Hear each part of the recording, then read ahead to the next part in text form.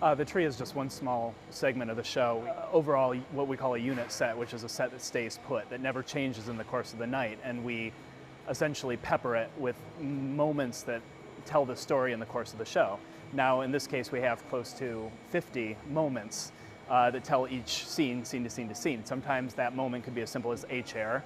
In this case, the tree is telling us on several locations that we are in the woods, basically. It could play singularly. Initially, it was going to play singularly with a backdrop of what we call cut trees, which are the silhouettes of trees behind it.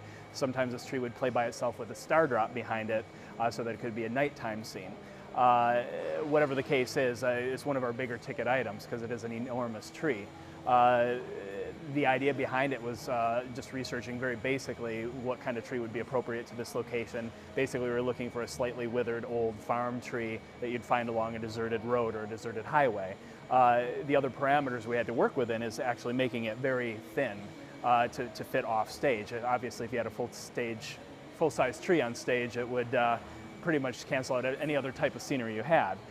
So we began with a model piece that we worked out very carefully, which looks innocuous enough, being only 1/4 inch scale. But then if you look behind me at what's being carved up here, that's ultimately the size of this thing once it actually hits the stage.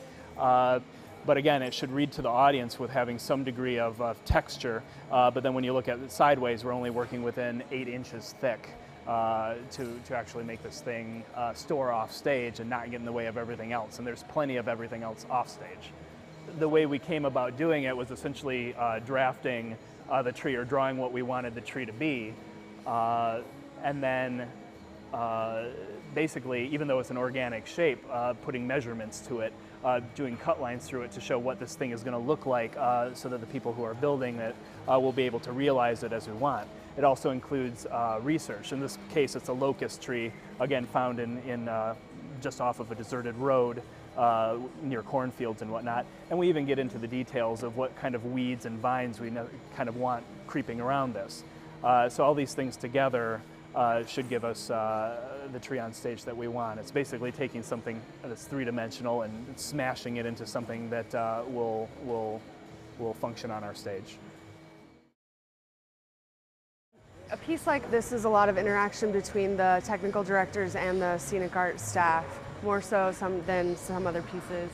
So we started with a metal internal structure. In this case, we chose to do a truss structure because we thought it would be stronger for the piece. And then we use white bead foam, typically. A lot of times we will use sheet foam and cut it into chunks, apply it, and then carve it away. This time we were hoping to do it as an add-on effect. So we had the foam pre-cut into certain shapes, which then we're applying with spray foam to adhere them. And then we will add on other chunks and pieces. And then we will do a cheesecloth and glue coating over the top to get a barky texture, and then paint it, and voila. So we've got some of the metal structures still bare. We've got some of the foam pieces set out ready to go on. We've got some of them laid out a little more fully over here. And then at the base of the hill, we've laid down a base of chicken wire and then did the spray foam over the top to get a nice lumpy texture, and we'll cover it with greenery. And the final effect will be something like this.